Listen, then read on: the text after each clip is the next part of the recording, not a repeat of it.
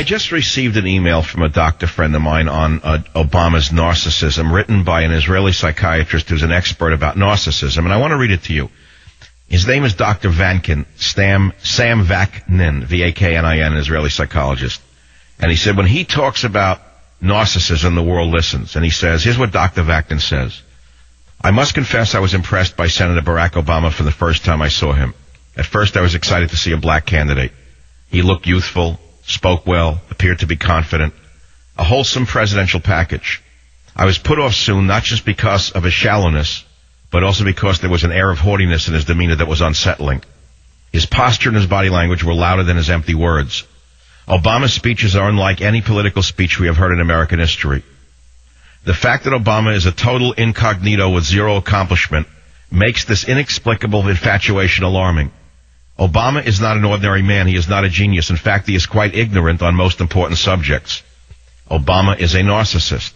Dr. Sam Vaknin is the author of The Malignant Self-Love, believes Barack Obama appears to be a narcissist. Now, he then goes on and gets into an area that I touched on, and that is the trauma of his early life. Remember I put Obama on the couch about a month ago, why he's like this? Listen to what the doctor says. Quote, Obama's early life was decidedly chaotic and replete with traumatic and mentally bruising dislocations, says Vaknin. Mixed-race marriages were even less common then. His parents went through a divorce when he was an infant. Obama saw his father only once again before he died in a car accident. And then his mother remarried, and Obama had to relocate to Indonesia, a foreign land with a radically foreign culture, to be raised by his stepfather. At the age of 10, he was whisked off to live with his maternal white grandparents. He saw his mother only intermittently in the following few years, and then she vanished from his life in 1979. She died of cancer in 1995. He says, one must never underestimate the manipulative genius of pathological narcissists. They project such an imposing personality that it overwhelms those around them. Charmed by the charisma of the narcissist, people become like clay in his hands. They cheerfully do his bidding and delight to be at his service. The narcissist shapes the world around himself and reduces others in his own invented image. He creates a cult of personality. His admirers become his codependents. Narcissists have no interest in things that do not help them to reach their personal objective, and on and on. And so if you look at the article which we're putting up on michaelsavage.com, you will see that narcissists have appeared through history many times before.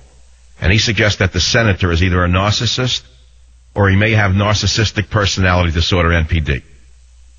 They project a grandiose but false image of themselves. Jim Jones, the charismatic leader of People's Temple, he writes, the man who led over 900 of his followers to cheerfully commit mass suicide, was a narcissist. David Koresh, Charles Manson, Joseph Kony, Shoko Asahara, Stalin, Saddam, Mao, Kim Jong-il, and Adolf Hitler are a few examples of narcissists of our time.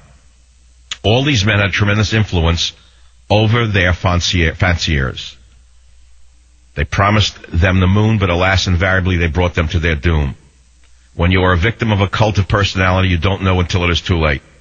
One determining factor in the development of NPD is childhood abuse. And then he went on to the childhood. I was on to that earlier. They are focused on one thing alone, and that is power.